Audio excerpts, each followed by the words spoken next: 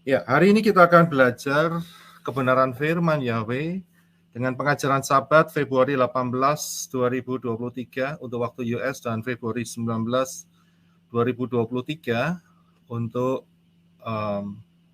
Indonesia. Ya, slide-nya bisa dimasukkan untuk Ibu Kathy. Ya, terima kasih. Ya, dan hari ini kita akan belajar pemahaman firman mengenai 2029 atau 2030 hukuman Israel akan berakhir pada saat Armageddon. Ya, sebelum saya masuk lebih dalam, saya harus kasih pengertian ini supaya saudara tidak terbingungkan atau bingung, yaitu kenapa kok saya kasih dua angka yang berbeda, yaitu 2029 dan 2030. Ya, jadi saya mau kasih pengertian dulu bahwa kalau kita mengikuti pola Shemitah itu tepatnya itu 2029, begitu ya. Tetapi karena berdekatan dengan tahun 2030 ya, jadi tidak ada salahnya saya akan jadikan satu, begitu ya. Jadi sebetulnya 2029 dan 2030 ini berdekatan, begitu ya.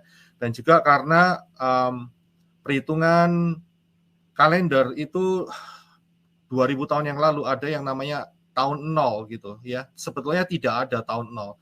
Itulah yang menyebabkan selisih sedikit ya, tapi tidak banyak. Ya, tidak banyak. Jadi anggaplah 2030 itu sebagai pembulatannya begitu ya. Tetapi ketepatannya karena kita sudah belajar mengenai pola Shemitah, maka kita tahu bahwa apa yang saya sampaikan hari ini akan terjadi ya sesuai dengan pola ya, yang sesuai dengan pola akan terjadi pada tahun 2029 bulan September ya, saat Rosh Hashanah ya. Jadi sebelum saudara bertanya kenapa kok ada dua angka di sini, sebetulnya itulah yang menjadi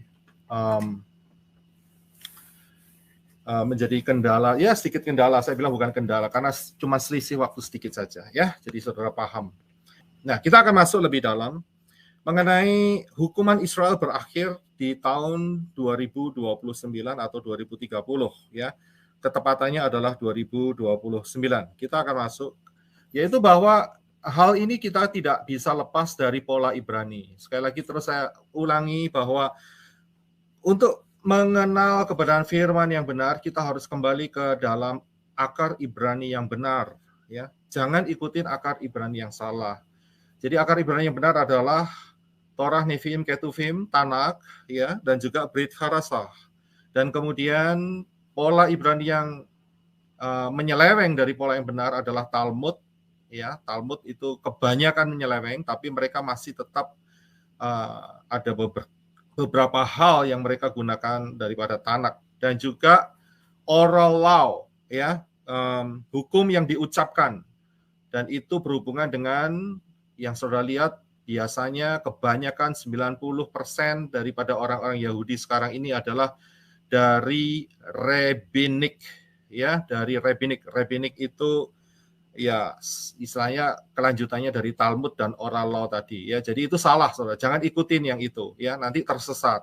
Kita ikutin yang dari Bapak Yahweh yang diturunkan dari Moshe dan kemudian terus sampai diajarkan oleh Yeshua HaMashiach sebagai Moreh dan terus dilanjutkan oleh para rasul ya, itu yang benar ya. Jadi hati-hati di dalam melihat pengajaran-pengajaran. Jadi kembali ke pola akar Ibrani adalah yang benar adalah pola yang benar. Disitulah kita akan mendapat kekayaan yang luar biasa ya.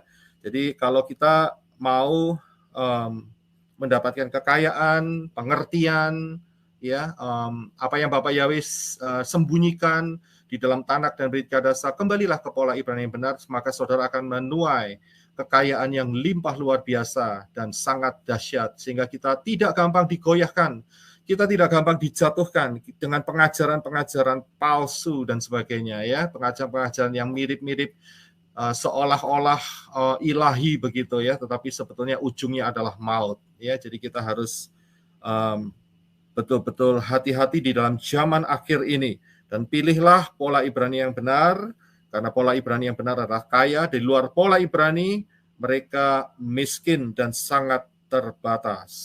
Ya, nah, karena kita melihat pola Ibrani yang benar, maka kita harus mengenal 22 huruf Ibrani yang ada di layar saudara. Ada 22 fondasi huruf Ibrani, ya, ada 22. Jadi kalau kita tidak kenal maka kita tidak sayang. Jadi kita harus belajar, kita harus mengenal, ya, 22. Selain huruf-huruf Ibrani ini, huruf Ibrani bukan cuma hanya berbicara dengan huruf-huruf biasa saja seperti yang saudara lihat di atas, Alef, Bet, Gimel, Dalet, He, Waf, dan selanjutnya, ya. Dan kemudian di dalamnya juga, dalam huruf-huruf Ibrani juga mengandung yang namanya piktograf, ya. Piktografnya juga karena hurufnya ada 22, maka piktografnya juga ada 22. Setiap huruf diwakili oleh satu gambar. Contohnya misalnya saya ambil Alef. Alef itu piktograf atau ancient atau bahasa zaman dulunya itu sebelum modern Hebrew itu mereka menggunakan kepala lembu, gambar kepala lembu. Kalau Zayin itu gambarnya pedang, ya. Nun itu adalah ikan dan seterusnya, ya. Saudara bisa lihat di screen saudara.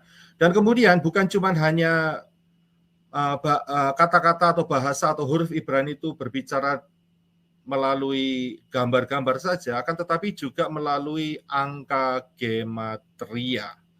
Jadi setiap huruf itu mewakili angka gematria, ya. Kita harus betul-betul paham, ya. Kita harus memahami ini, dan ini bukan cocokmologi, saudara. Ini adalah cara Bapak Yahweh mau berbicara kepada kita juga, ya, melalui piktograf, melalui huruf-huruf Ibrani, dan juga melalui angka gematria, ya. Jadi untuk Ibrani, ya, itu tidak sama dengan alfabet Indonesia A sampai Z atau English A to Z, ya. Akan tetapi kalau saudara perhatikan, kalau misalnya Alef itu 1, Bet 2, Gimel 3, dan seterusnya sampai Tet itu 9, dan kemudian Yod itu 10, ya.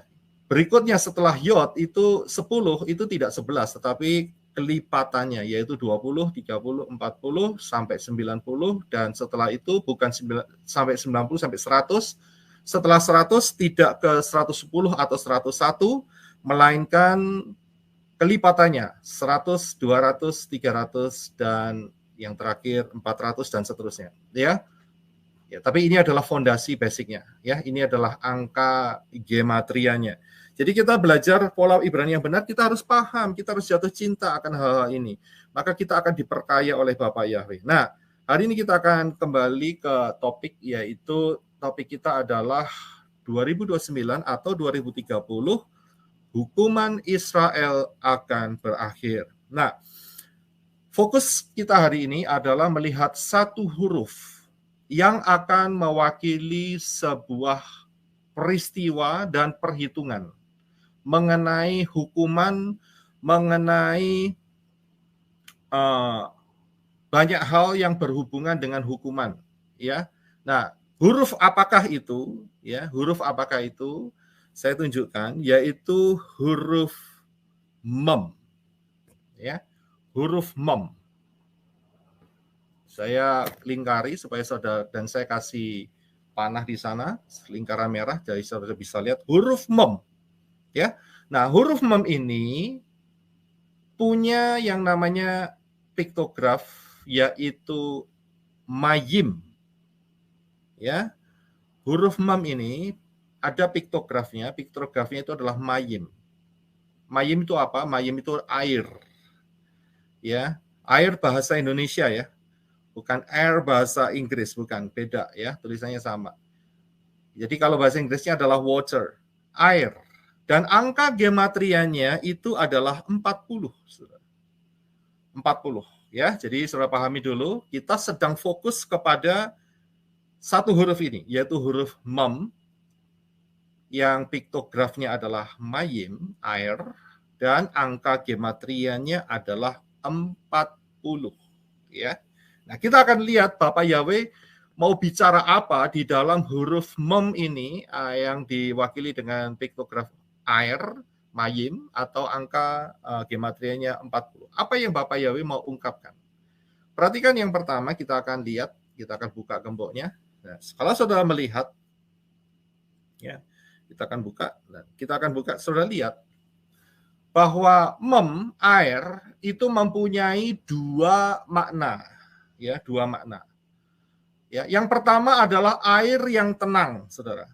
Ya, air yang tenang. Mazmur 23 ayat 1 dan 2 berbunyi bahwa Mazmur Daud, Yahweh adalah gembalaku, takkan kekurangan aku. Dia membaringkan aku di padang yang berumput hijau. Ia membimbing aku ke air yang tenang. Ya, jadi dari sini kita bisa melihat salah satu makna atau arti daripada huruf mem tadi adalah ketenangan, kedamaian. Ya, ketenangan, kedamaian. Ya, jadi air yang tenang. Nah, sedangkan makna yang kedua, ya, kebalikan dari ketenangan atau kedamaian. Bahasa Inggrisnya adalah chaos. Chaos itu adalah kekacauan. Jadi air ini bisa merepresentasikan air yang tenang, juga bisa merepresentasikan air yang bergelora, air yang membawa ketidaktenangan, air yang membuat kekacauan. Wah, ini saudara bisa lihat ya perbedaan ya antara dua gambar ini. Dan itu ayatnya ada di dalam Kejadian, Bereshit, Fatsal 7 ayat 18 yang berbunyi, dan ketika air, saya kasih warna merah sehingga saudara tahu, ini mayim saudara, mem.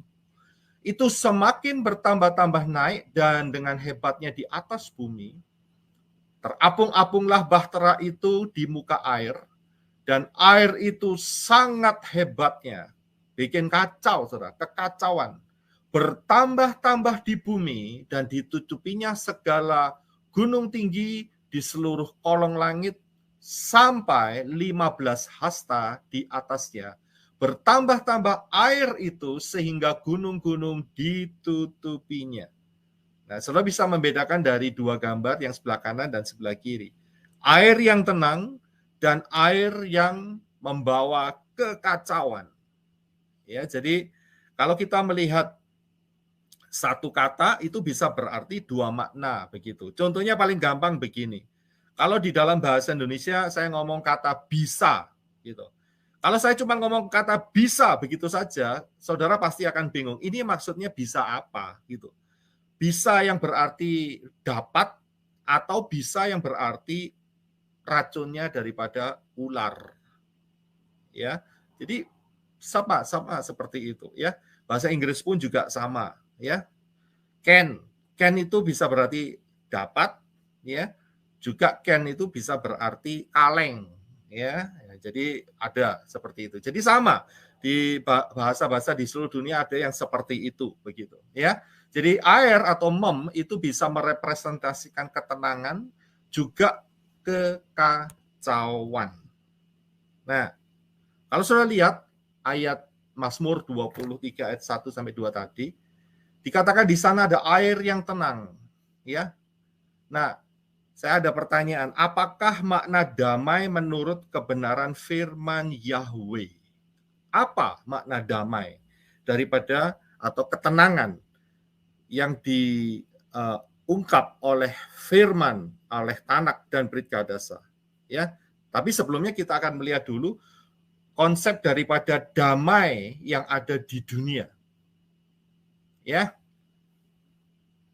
Apa konsep damai, konsep dunia tentang damai? Apa konsep dunia tentang damai? Ya. Kira-kira jawabannya apa?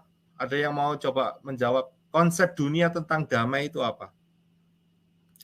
Buka mic-nya, saudara bisa jawab, setelah itu tutup lagi. Tidak ada perang. Tidak ada perang, ya, damai. Terus apalagi? Tidak ada kelaparan. Tidak ada kelaparan, tenang, ya, itu konsep damai. Oke, saya akan lanjutkan. Nah, konsep damai di dalam dunia ini itu ternyata adalah tidak ribut. Kalau saya jadi menambahkan 1-2 kata. Tidak ribut, nggak perlu ribut, nggak perlu peperangan, ya. Itu damai, ya. Tidak ada kelaparan. Kalau ada kelaparan kan rebutan makanan begitu ya. Jadi tidak ribut, itu damai. Ya, itu yang dimaksudkan oleh damai dunia ini. Tapi apakah demikian? Coba kita lihat lebih lanjut, ya.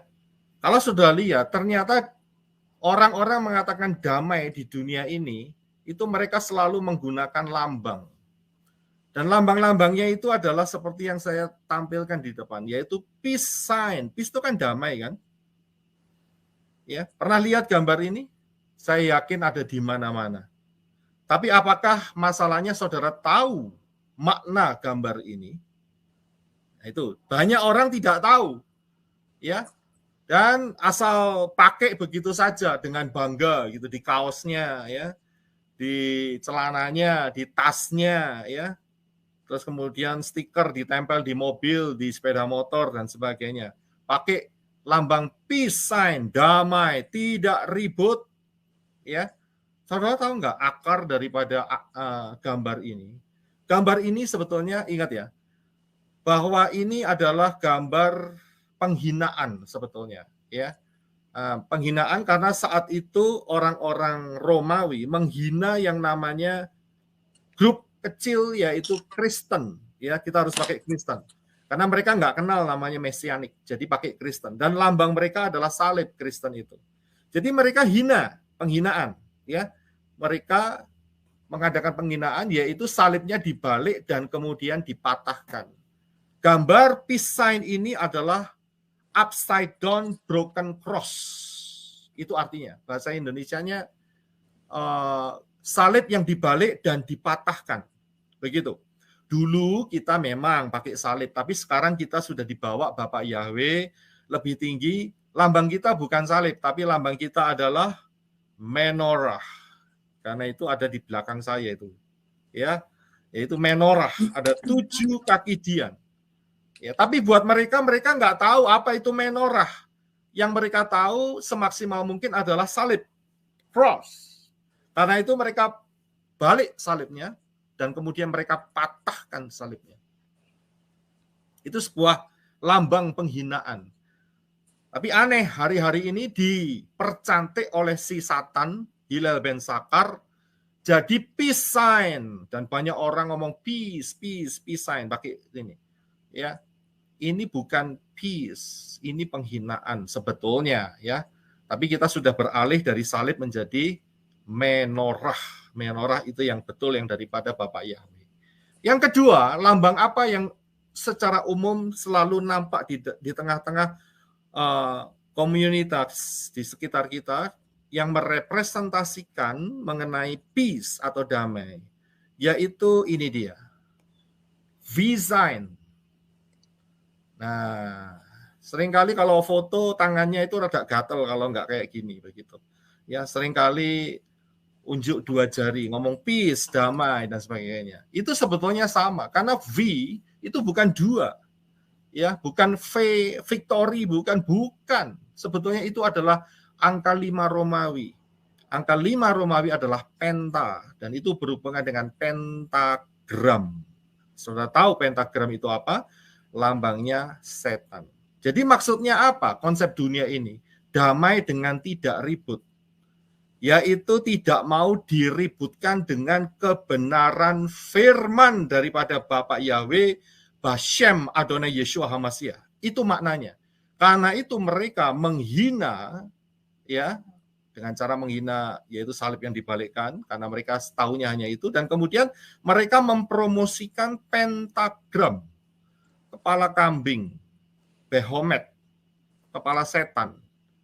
Ya, mereka tidak mau diributkan oleh kebenaran firman. Itu arti daripada konsep dunia dengan kata damai.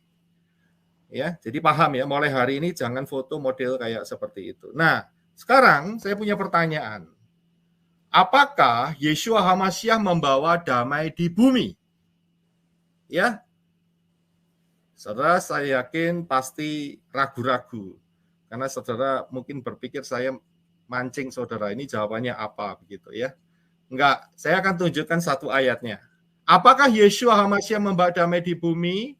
Jawabannya ada di dalam Matius 10 ayat 34 sampai yang ke-37. Matiah 10, 34 sampai 37. Jangan kamu menyangka bahwa aku datang untuk membawa damai atas bumi. Aku datang bukan untuk membawa damai, melainkan pedang. Sebab aku datang untuk memisahkan orang dari ayahnya, anak perempuan dari ibunya, menantu perempuan dari ibu mertuanya, dan musuh orang ialah orang-orang seisi rumahnya. Barang siapa mengasihi bapa ibunya lebih daripadaku, ia tidak layak bagiku. Dan barang siapa mengasihi anak laki-laki atau perempuannya lebih daripadaku, dia tidak layak bagiku. Saudara bisa lihat, apakah Yeshua membawa damai di bumi? Ternyata kedatangan Yeshua HaMashiach itu membawa pedang. Mengapa demikian? Karena tidak semua orang mau percaya kepada Bapak Yahweh dalam Yeshua HaMashiach. Saya di dalam ministry ini saya melihat dan memantau terus, saudara. Dan saya mendapatkan banyak input, ya, yang saya harus share dengan saudara bahwa, Pak, keluarga saya tidak mau menerima, Pak.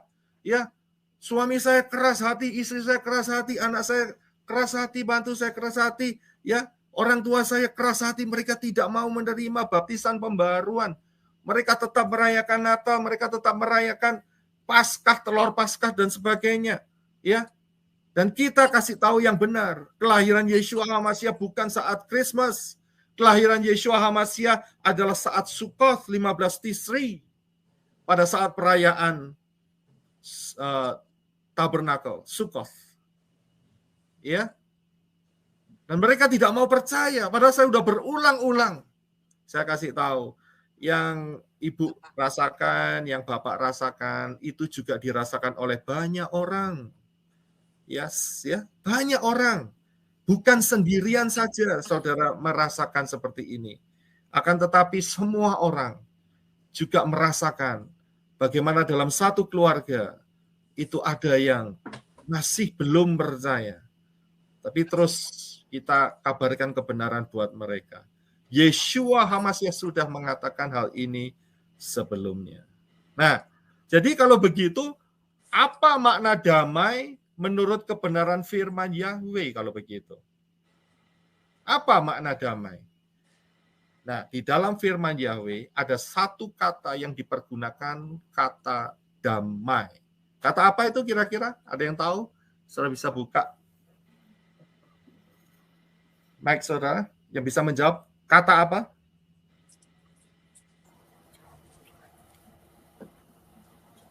Ada yang mau mencoba untuk menjawab? Shalom. Shalom. Oh, shalom. Mungkin saudara selalu damai. Mereka selalu memang menggunakan kata damai. Terima kasih untuk jawabannya. Ya, mereka pakai kata shalom. Saudara paham enggak kata shalom itu sebetulnya maknanya apa? Memang diterjemahkan yaitu damai. Dengan 4 huruf dibaca dari kanan yaitu Shin, Lamed, Nun, dan Mem. Shin, Lamed, Nun, dan Mem. Kalau saudara perhatikan, 4 huruf ini mempunyai piktograf. Ya, piktograf. Shin, piktografnya adalah gigi. Lamed, piktografnya adalah tongkat. Wow, itu adalah penghubung, paku, dan mem. Nah, kita hari ini belajar mem kan? Mem adalah air. Ya. Jadi kita bisa melihat piktograf daripada shalom, bacanya dari kanan ya, shin, lamed, nun, dan mem. Gigi itu untuk menghancurkan. Saudara makan, untuk menghancurkan makanan pakai gigi. Ya. Tanpa gigi ya bisa, tapi rada sulit dan lama, saudara. Ya, tapi susah kalau ompong makan kacang, ya toh nggak habis-habis. Akhirnya ditumbuk saja. Ya, jadi gigi itu tujuannya untuk menghancurkan. Lamed adalah tongkat. Tongkat ini bicara soal otoritas. Wow, sorry. Itu bukan nun ya, sorry ya. Saya salah ketik nih, bukan nun. Wow, ya, wow. Jadi tolong jangan salah mengerti, itu bukan nun tetapi wow, paku. Ya. Yang terakhir adalah mem. Paku adalah penghubung. Yang terakhir adalah mem adalah air kekacauan. Jadi makna shalom, ya, makna shalom itu adalah menghancurkan otoritas yang berhubungan dengan kekacauan. Atau bisa dengan kata lain, menghancurkan kuasa roh-roh jahat. Betul kan? Kalau roh-roh jahat disingkirkan kan damai. Betul kan? Nanti di dalam kerajaan 1000 tahun roh-roh jahat dibelenggu selama 1000 tahun. Jadi selama 1000 tahun manusia akan mengalami masa damai. Jadi damai itu menghancurkan kuasa-kuasa setan. Karena itu shalom ini bisa digunakan saat saudara ketemu. Saat saudara ketemu, saudara berkata shalom, shalom. Tapi saat berpisah, itu juga kita bisa tutup dengan shalom. Sudah bisa paham di sini? Kenapa? Karena ada makna ini, menghancurkan energi-energi negatif. Menghancurkan aura-aura negatif. Menghancurkan kuasa setan. Sehingga pada saat kita mungkin ya ketemu dengan teman dan setelah itu, setelah makan-makan, setelah itu pulang, ya kita hancurkan kuasa saat kita berbincang-bincang, tidak ada kesalahpahaman, tidak ada kesalahpengertian, itu dihancurkan dengan kata shalom. Jadi mulai sekarang kalau saudara ucapkan kata shalom, itu sebetulnya di dalam alam roh, saudara sedang menghancurkan kekuatan roh-roh jahat yang mencoba untuk mengacau pada saat itu. Ya, paham ya di sini ya. Jadi saudara bisa katakan, seringkali kalau saudara perhatikan, saya selalu katakan shalom di depan, shalom di belakang. Itu karena saya paham betul gitu. Ya, untuk menghancurkan energi-energi negatif, pengaruh-pengaruh negatif, kuasa roh-roh jahat dan sebagainya. Pakai kata shalom. Ya, puji Bapak Yahweh, saya yakin saudara bertumbuh dalam kata shalom ini. Nah, kita akan lanjutkan selanjutnya. Huruf mem yang piktografinya adalah air dan angka gematrianya 40 itu mempunyai makna juga menguasai. Menguasai. Ya, menguasai. Jadi apa yang dikuasai? Perhatikan apa yang saya sampaikan di sini. Perhatikan melalui peristiwa Noah, air bah. Ada dikatakan tadi, ya, ketika air itu tambah banyak, bertambah-tambah dan air naik dengan hebatnya di atas bumi, terapung-apunglah batra itu di muka air, dan air itu sangat hebatnya bertambah-tambah meliputi bumi, menguasai bumi, dan ditutupinya segala gunung tinggi di seluruh kolong langit. Jadi menguasai. Kata mem huruf 40, gematria 40, ya, air itu melingkupi, menguasai, ya, menguasai. Mungkin saudara berkata, oh ya Pak, itu memang saat Batra itu ya kalau tidak dikuasai lah pada selamat semua. Saya mau kasih sesuatu yang lebih dalam daripada peristiwa ini. Saudara perhatikan peristiwa ini. Ada 3 tokoh di dalam firman yang berpuasa selama 40 hari 40 malam. Yang pertama adalah Moshe. Bahkan Moshe ini 2 kali, saudara. 2 kali 40 hari 40 malam. Yeshua Hamasyah juga 40 hari 40 malam. Kemudian Elijah,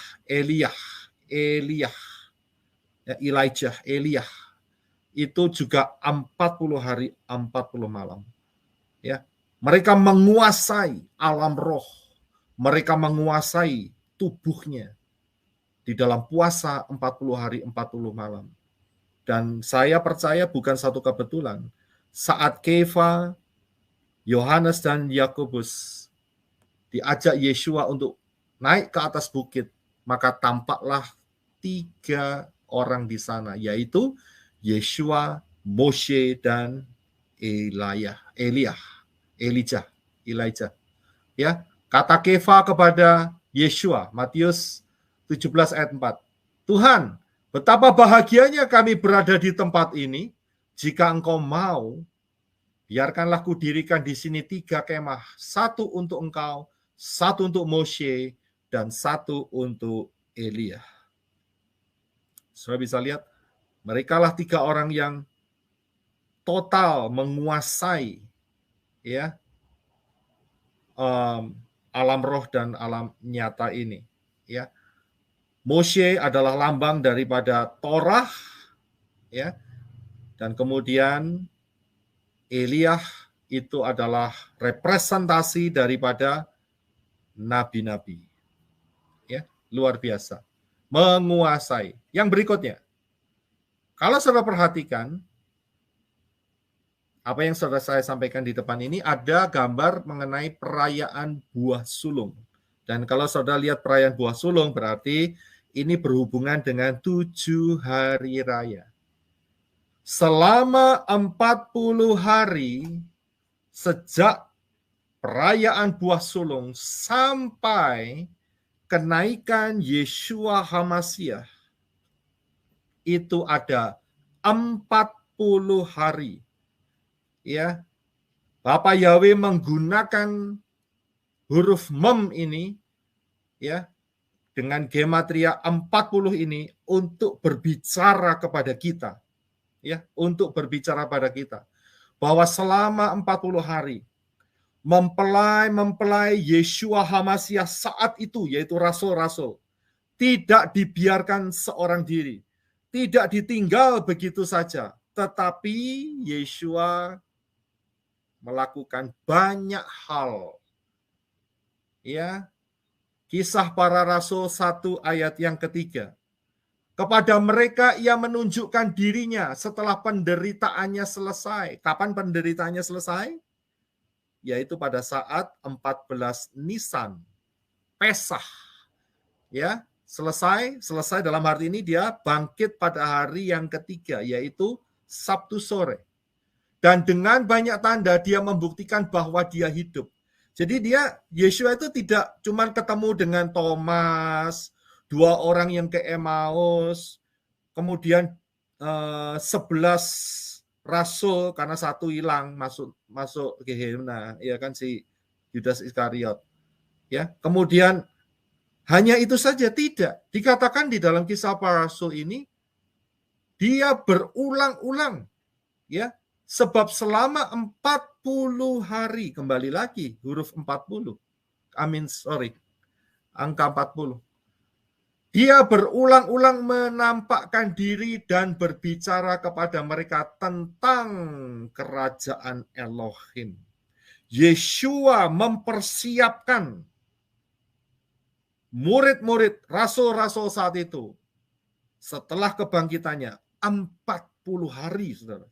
Bukannya nggak ada maknanya di sini. Maknanya dalam sekali. Karena hasil inilah sampai hari ini kita dapat anugerah bisa mengerti akan kebenaran dengan pola mesianik. Itu gara-gara ministry pelayanan Yeshua HaMashiach selama 40 hari itu. Sebelum naik ke Syamayim. Ya, ini bukan satu kebetulan, bukan cocokmologi. Tapi ini sebuah pola Bapak Yahweh yang sangat memberkati kita semua. Karena pelayanan ministry Yeshua HaMashiach sampai hari ini kita kembali kepada pola yang benar. Ini anugerah Bapak Yahweh yang sangat ajaib. Selanjutnya 40 Mayim atau Mem, ya, itu sama ya. Gematrianya 40. Itu adalah angka hukuman. Ya, angka hukuman. Kalau saya lihat bahwa kembali lagi di peristiwa air bah dikatakan di dalam Kejadian 7 ayat 12, maka turunlah hujan lebat meliputi bumi 40 hari 40 malam lamanya. Lah kok enggak 45? Kenapa kok tidak 30? Bisa toh Bapak Yahweh lakukan itu? Ya bisa.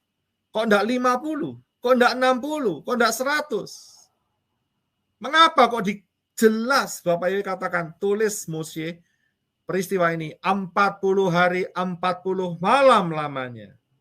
Kenapa kok pakai angka 40? Ini bukan satu kebetulan. Ini sebuah pattern. Ini sebuah pola. Bisa dilihat ya. Ajaib sekali loh Bapak Yahweh kita ini. Dan rahasia ini diberikan kepada kita. Ya, di akhir sermon ini saudara akan melihat kapan perang Armageddon berdasarkan angka 40. Kita akan kelihatan. Ya, saya akan teruskan. Saya betul-betul jatuh cinta dengan kebenaran firman Ibrani, dengan pola Ibrani yang benar ini. Tidak akan menggoyahkan iman kita. Kalau kita mengenal, mengasihi Bapa Yahweh dengan pola firman yang benar. Nggak gampang dijatuhkan, tidak gampang, tidak mudah dijegal, dikasih pengertian-pengertian yang salah. Ya, tidak tidak mudah dijegal. Ya, tidak mudah dijegal. Saya harap saudara bisa paham akan hal ini. Saya mau lanjutkan. Angka hukuman. Saudara, slide yang berikut ini saudara kira-kira paham apa yang terjadi? Ada 2 orang yang membawa satu tandan dari buah anggur. Saya yakin kalau saudara pernah membaca peristiwa ini adalah peristiwa besar. Mengapa? 12 pengintai diutus oleh Moshe untuk mengintai tanah Kanaan. Dan mereka kembali dengan report, ya, dengan membawa hasil laporan. Tanahnya bagus, hasil buahnya luar biasa. 1 tandan anggur itu dipikul 2 orang, bayangin. Ya, tetapi ada satu hal, di sana raksasa ada di sana. Pantas raksasanya makan anggur. Karena itu anggurnya 1 tandan dipikul 2 orang. Bisa lihat? Kalau saudara beli anggur di supermarket, saudara pikul anggur 2 orang? Tidak. Saudara ambil buah anggur itu dengan 2 jari. Betul kan? 2 jari, tapi saat itu adalah 2 orang pikul 1 tandan daripada buah anggur. Mengapa? Karena itu makanannya raksasa-raksasa. Dikatakan raksasa. Dan mereka memberontak. Mereka berkata kepada Moshe bahwa mereka tidak mungkin masuk ke sana. Dan bahkan mereka hampir melempari Moshe dengan batu saat itu. Melempari Moshe, kemudian Kaleb dan Joshua. Saat itu Bapak Yahweh berfirman. Apa firman Bapak Yahweh? Bapak Yahweh berkata, sesuai dengan jumlah hari kamu mengintai negeri itu, yakni 40 hari, 1 hari dihitung 1 tahun, jadi 40 tahun lamanya kamu harus menanggung akibat kesalahanmu, supaya kamu tahu rasanya jika aku berbalik daripadamu. 1 hari sama dengan 1 tahun. Orang Israel harus kembali berputar-putar di padang belantara 40 tahun. Jadi 40 adalah angka hukuman. Ya, jadi bukan satu kebetulan saudara. Semua itu Bapak Yahweh sudah persiapkan, sudah tahu, bahkan ini adalah pattern atau pola dari Bapak Yahweh. Apalagi?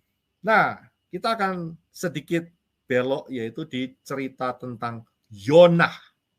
Ya, Yonah itu bacanya dari Yod, Waw, Nun, dan He. Yonah.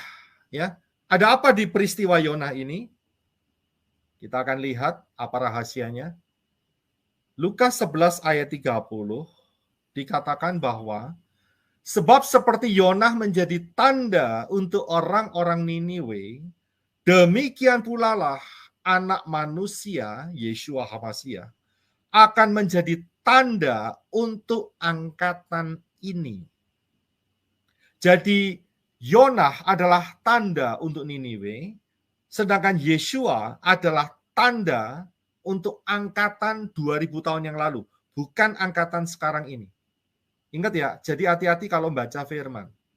Jadi kita harus memahami, Yeshua menjadi tanda untuk angkatan saat Yeshua hidup. Maksudnya begitu. Ya, maksudnya begitu. Nah, seringkali yang kita perhatikan dan banyak orang membahas, yang selalu hanya dibahas soal ini saja, saudara. Yaitu Matius 12 ayat 40. Sebab seperti Yonah tinggal dalam perut ikan 3 hari 3 malam, demikian juga anak manusia akan tinggal dalam rahim bumi 3 hari 3 malam. Memang benar, tidak salah, karena Yeshua HaMasyiah diidentikan dengan Yonah saat itu. Tidak salah, memang benar. Ya, jadi Yeshua HaMasyiah juga tinggal di dalam perut bumi, ya, di dalam rahim bumi, di bawah sekali sana, ya, 3 hari 3 malam, persis seperti Yonah masuk di dalam perut ikan. Tetapi tidak lengkap. Mengapa? Jangan lupakan hal ini, saudara. Yaitu bahwa Yonah itu pernah memperingati, maksudnya me-warning, ya, lebih tepatnya bahasa Indonesia apa? Me-warning, memperingati. Ya, kadang-kadang peringatan bukan itu. Menegur atau memberikan kesempatan untuk bertobat, ya, buat orang-orang Niniwe selama 40 hari. Ada peristiwa ini dalam Yonah. 40 adalah angka ujian buat Niniwe. Yonah 3 ayat 4. Mulailah Yonah masuk ke dalam kota itu sehari perjalanan jauhnya, lalu berseru, 40 hari lagi, maka Niniwe akan ditunggang balikkan. Niniwe diperingati oleh Yonah. Kamu tidak bertobat? Perhatikan, 40 hari lagi kotamu akan ditunggang balikkan oleh Yahweh. Jadi kayak Sodom dan Gomora gitu kira-kira ya, api turun dari langit. Dan Niniwe saat itu bertobat. Dan Yeshua juga memperingatkan hal ini kepada angkatannya. Angkatan di mana Yeshua hidup. Peringatannya bagaimana? Peringatannya Yeshua ngomong gini. Matius 24. Sesudah itu Yeshua keluar dari bait Elohim lalu pergi. Maka datanglah murid-muridnya dan menunjukkan kepadanya bangunan-bangunan bait Elohim. Ingat ya, ini bait suci yang direnovasi oleh Herodes, yang dibangun oleh Nehemia. Ya. Dan Yeshua berkata kepada mereka, kamu melihat semuanya itu? Aku berkata kepadamu, sesungguhnya tidak satu batu pun di sini akan dibiarkan terletak di atas batu yang lain. Semuanya akan diruntuhkan. Saat Yeshua ngomong itu, ya, bangunan itu sangat kokoh sekali, saudara. Sulit untuk diruntuhkan. Dan itu didengar orang banyak saat itu. Ya, bahkan Yeshua dituduh untuk menghancurkan bait suci saat di pengadilan. Jadi kita harus lihat apa yang dimaksud Yeshua. Tapi Yeshua mempunyai kalimat profetik dalam hal ini. Ya, satu kali nanti bait suci ini akan diruntuhkan kalau kamu tidak bertobat. Saya kasih timeline-nya supaya saudara lebih mudah untuk melihat. Yeshua berkata, semuanya akan diruntuhkan. Jadi, waktunya adalah saat kematian Yeshua sampai bait suci itu diruntuhkan. Itu ada 40 tahun interval. 40. Angka 40 ini muncul lagi, angka ujian buat orang Israel. Apakah dalam 40 tahun ini, dalam masa ujian ini, Israel bertobat? Kalau Niniwe bertobat, saudara. Niniwe bertobat saat itu. Pertanyaannya, apakah Israel bertobat? Kita akan lihat bahwa bait suci menurut fakta sejarah diruntuhkan oleh Titus tahun 70 Masehi. Dan ini sangat-sangat solid sekali fakta sejarah ini. Tahun 70 Masehi. Tidak ada yang mengatakan bahwa bait suci yang sekarang hari ini itu yang berdiri adalah masjid yang itu, kubah kuning itu, ya.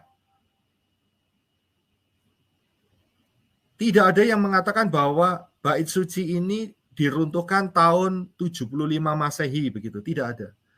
Bahkan 71 Masehi pun tidak ada. 69 Masehi pun tidak ada. Semua menulis apa yang ditulis oleh Yosefus. Dengan fakta yang sangat kuat bahwa tahun 70 Masehi, bait suci runtuh total, tidak ada satu batu yang berdiri di atasnya. Berdasarkan fakta sejarah ini, maka kita bisa menghitung dengan interval 40 tahun, maka tahun kematian Yeshua HaMasyiah adalah tahun 30 Masehi. Ya. Paham ya? Jadi, fakta sejarah membuktikan tahun 70 Masehi, bait suci kedua itu diruntuhkan total oleh Titus, Romawi, ya, Jenderal Titus. Dan ada jenjang waktu 40 tahun karena Yeshua adalah seperti yang kita lihat tadi, dia adalah tanda buat zamannya Yeshua yang identik dengan Yonah. Pada saat Yonah memperingatkan Niniwe untuk bertobat 40 hari, sedangkan Yeshua memberikan kesempatan 40 tahun. Dua pengintai itu dikatakan 1 hari dihitung 1 tahun. Mereka mengintai 40 hari, maka hukumannya adalah 40 tahun. Dari sini kita bisa melihat ya dengan jelas bahwa Yeshua, kematian tahun Yeshua adalah tahun 30 Masehi. Saya akan lanjutkan. Apakah Israel teruji dalam kurun waktu 40 tahun? Ingat ya, Yeshua kasih satu jangka waktu 40 tahun. Apakah Israel teruji dengan bertobat? Kalau Niniwe bertobat. Kalau Israel bagaimana? Ternyata Israel di dalam 40 tahun itu, dia tidak bertobat. Israel tambah membunuh 10 Rasul Yeshua. Bahkan Rasul Paulus dibunuh sebelum tahun 70 Masehi. Israel tidak bertobat secara bangsa. Ya, hanya sebagian kecil saja yang bertobat, percaya kepada Yeshua HaMasyiah, Sang Mesias. Tetapi sisanya sebagian besar, mereka tambah menganiaya murid-murid Yeshua HaMasyiah, pengikut-pengikut Yeshua HaMasyiah. Paulus menyiksa, mereka memasukkan penjara, membunuh banyak orang-orang percaya. Bahkan dia sendiri ditemui oleh Yeshua HaMasyiah dan dibunuh tahun sebelum 70 Masehi. Israel melipat gandakan dosanya. Ya, karena hal inilah maka ada tertulis di dalam kitab Moshe, yaitu Imamat 26 ayat 18. Dan jika kamu dalam keadaan yang demikian tidak mendengarkan daku, maka aku akan lebih keras menghajar kamu, sampai 7 kali lipat karena dosamu. Jadi saat itu Israel tidak bertobat, maka berlakulah ayat Imamat 26 ayat 18 itu kepada bangsa Israel. Ya, saya berikan perhitungannya. Saudara lihat ya, Yeshua disalib 30 Masehi dan Israel dikasih kesempatan 40 tahun tetapi tidak bertobat. Hasilnya apa? Bait suci dihancurkan oleh Titus, rata tanah, tidak ada satu batu yang berdiri. Nah, saat itu tahun 70 Israel tidak menunjukkan pertobatannya, maka berlakulah yang namanya Imamat 26:18. Kamu tidak bertobat, aku lipatkan malapetaka kepadamu 7 kali lipat. Jadi perhitungannya, saudara bisa lihat di bawah, 40 kali 7, yaitu jadi 280 tahun. Dan ini dihitung sejak keruntuhan bait suci. Kalau ini dihitung, maka kita bisa menemukan ini dia, yaitu 70 Masehi ditambah 280 tahun, karena 40 kali 7 kan 280, saudara. Ya, kalau 70 Masehi ditambah 280 tahun lagi, maka akan muncul satu tahun, yaitu tahun 350 Masehi. Pertanyaannya, apakah Israel bertobat pada tahun 350 Masehi? Apakah dia bertobat? Jawabannya jelas. Israel tidak bertobat. Tidak ada tanda-tanda pertobatan. Tidak ada tanda-tanda di mana Israel kembali kepada Bapa Yahweh di dalam Yeshua HaMashiach. Tidak ada tanda-tanda sama sekali. Israel tidak bertobat. Karena tidak bertobat, maka ayat Imamat 26 ayat 18 ini akan diulangi lagi.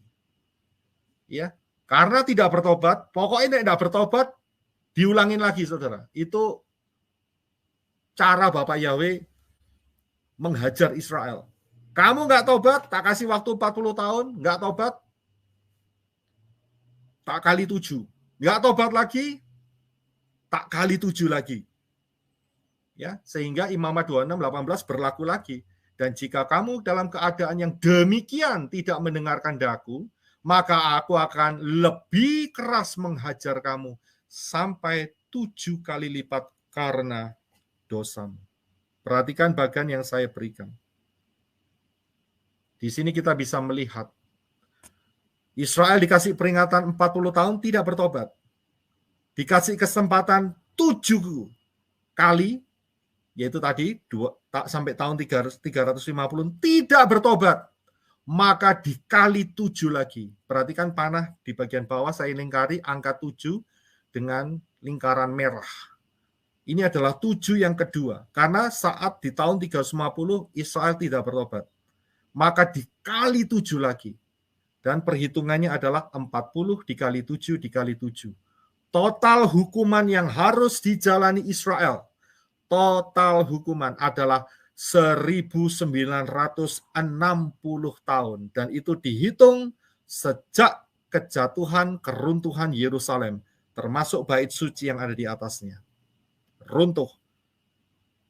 Jadi bagaimana perhitungannya? Saya berikan di klip berikutnya, yaitu sudah lihat di sini 70 Masehi adalah patokannya karena bait suci diruntuhkan saat itu dan ditambah 1960 tahun. Dan kita bisa mendapatkan tahun 2030 Masehi. Tahun 2030 Masehi. Pertanyaannya adalah, apakah Israel bertobat? Jawabannya ada di dalam Zakaria. Ya, ada di dalam Zakaria. Saya kehilangan fatsalnya itu ya. Tercoret fatsalnya. Saya carikan sehingga saudara bisa memahami. Zakaria 13 itu. Zakaria 13 ayat 8 dan 9. Yang berbunyi demikian. Maka di seluruh negeri, demikianlah firman Yahweh, 2/3 daripadanya akan dilenyapkan, mati binasa. Tetapi sepertiganya daripadanya akan tinggal hidup. Aku akan menaruh yang sepertiga itu dalam api, dan akan memurnikan mereka seperti orang memurnikan perak. Aku akan menguji mereka seperti orang menguji emas. Hasilnya, mereka akan memanggil namaku, Aku akan menjawab mereka, aku akan berkata, mereka adalah umatku, dan mereka akan menjawab, Yahweh adalah Elohimku. Dan ini digenapi oleh 144.000, yaitu di dalam Wahyu 14 ayat 1. Jadi pada saat tahun 2030, Israel bertobat. Ya, dia mengakui hanya sebagian kecil saja yang diselamatkan. Kalau saya mundur sedikit di dalam Zakaria 13 tadi, saudara sedikit perhatikan, dikatakan bahwa 2/3 akan lenyap. Jadi bangsa Israel yang sekarang ini 2/3 akan lenyap. Dilenyapkan oleh siapa? Tidak lain adalah masa anti-Hamasyah. Dia akan dibinasakan oleh anti-Hamasyah. Ayat-ayat ini, Zakaria 13 ayat 8 dan 9, ini konteksnya mengenai masa 666 sampai kedatangan Yeshua Hamasyah. Ini adalah konteksnya. Jadi saya tidak potong ayat, keluar dari konteks. Inilah konteksnya. Israel bertobat tahun 2030. Israel bertobat. Kalau begitu, apa yang akan terjadi di tahun 2029-2030? Yang akan terjadi adalah, saudara perhatikan di depan saudara ini, yaitu bahwa tahun 2029, saya kasih panah yang bawah, sebelah kanan bawah sekali ada panah mengarah ke September 2029. Disitulah waktu di mana Yeshua Hamasyah datang beserta dengan orang-orang mempelai-mempelai Yeshua Hamasyah yang sebelumnya telah masuk dalam rapture. Salah satunya adalah saya. Ya, kalau saudara mau angkat tangan silakan. Itu salah satunya saya, saudara. Ya. Ya, saudara lihat, wah ini background-nya. Ya, salah satunya saya.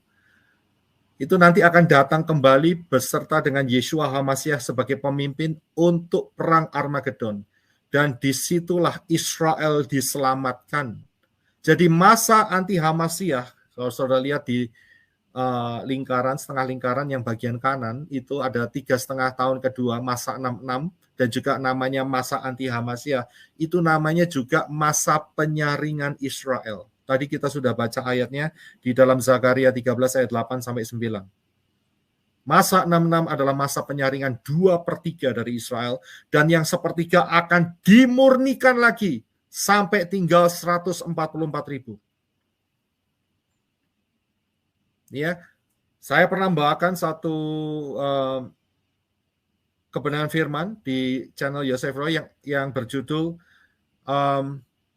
Kerajaan 1000 tahun adalah kerajaan Israel. Coba saudara kembali pelajari di sana. Saya tidak keluar konteks.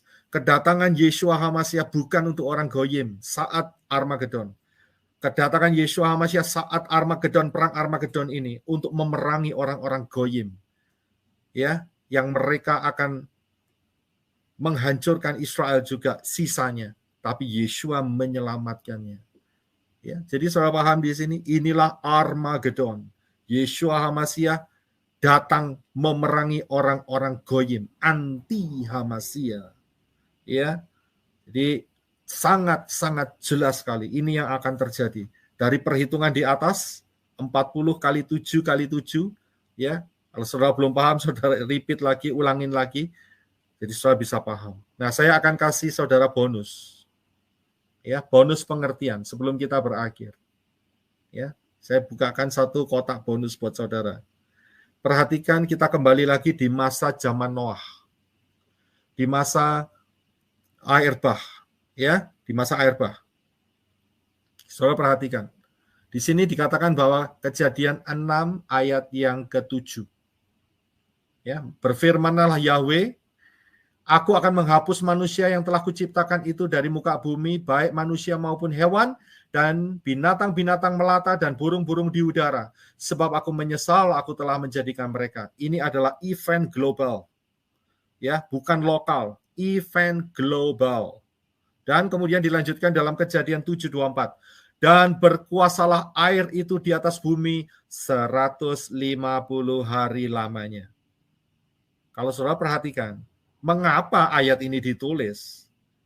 Ya, dikatakan bahwa air itu tetap ada di sana 150 hari. Kenapa kok tidak 175 hari? Kenapa kok tidak 200 hari? Kenapa kok tidak 100 hari? Bisa kan? Kan sudah mati semua. Orang sudah tenggelam semua. Nggak akan bertahan dalam 1 minggu. Kenapa airnya harus bertahan selama 150 hari? Ini sebuah kode. Tapi banyak orang melewatkannya. Inilah kode. Kode apa di sini? Saya akan berikan yang selanjutnya. Perhatikan ayat ini pelan-pelan. Kejadian 7:24. Dan berkuasalah air. Air itu kan tadi kita sudah belajar, yaitu air kekacauan. Ya, dan juga angkanya adalah 40 mayim. Dan di atas bumi selama 150 hari lamanya. Ya.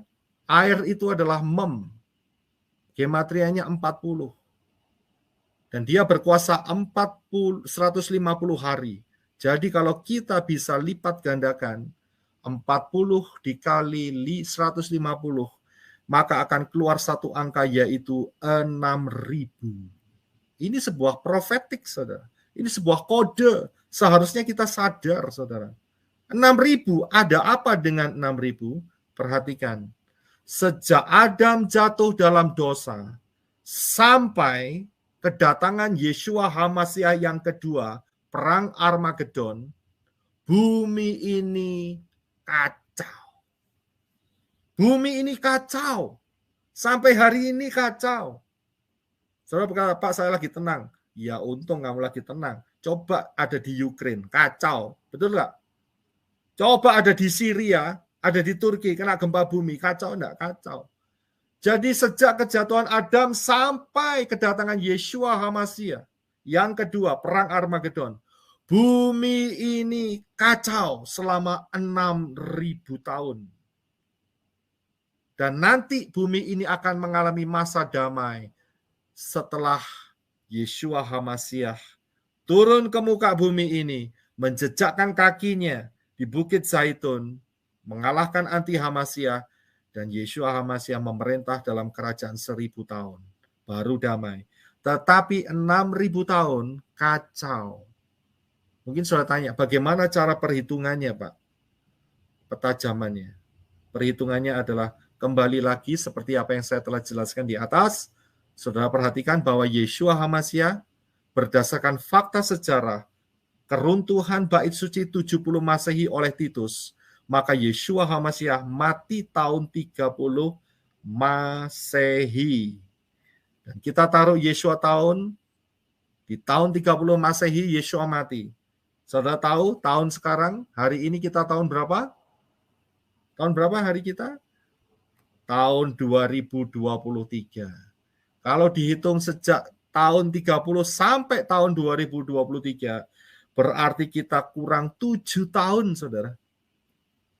Kita kurang 7 tahun, dan berarti sejak Yeshua HaMasiah sampai hari ini, hampir 2000 tahun. Saudara bisa lihat? Jadi nanti Perang Armageddonnya itu adalah 2030. Ingat ya, ketepatannya 2029, 2030. Nah, kita bisa mengadakan kalkulasi kalau begitu. Kapan kejatuhan Adam dan Hawa? Yaitu ya dikurangin saja. Ya, kita sudah ambil 2000, dari 6000 sisa 4000 dikurangin 30. Jadi Adam dan Hawa jatuh dalam dosa pada tahun 3970 sebelum Masehi. Sejak Adam dan Hawa jatuh sampai hari ini, maka ada 6.000 tahun hampir selesai. Saya lihat bagian ini, sejak kejatuhan Adam dan Hawa sampai tahun ini 2023, ya hampir 6.000 tahun, kurang 7 tahun, saudara. Ya, saya akan coba untuk memfokuskan di sini. Ya, saya kasih kaca pembesar tahun di mana tahun-tahun kita sekarang ini. Ya, sehingga saudara jauh lebih memahami apa yang bakal terjadi di tengah-tengah kita. Kalau saudara lihat saya perbesar sehingga saudara kita akan mendapatkan seperti ini. Di mana hari ini sebelah kiri bawah Februari 17, Februari 18, ya Februari 19, 2023 kita ada di tahun cycle yang pertama dari Shemitah. Ya, karena satu putaran Shemitah itu 7 tahun. Dan kita sudah masuk di tahun yang pertama. Kita sudah masuk di 3,5 cycle yang pertama.